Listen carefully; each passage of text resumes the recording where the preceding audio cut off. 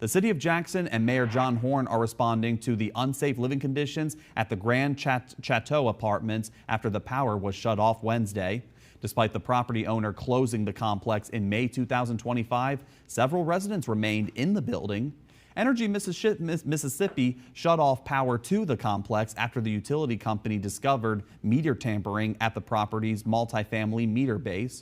According to officials, the city of Jackson has identified emergency funding to help relocate the residents to safer housing.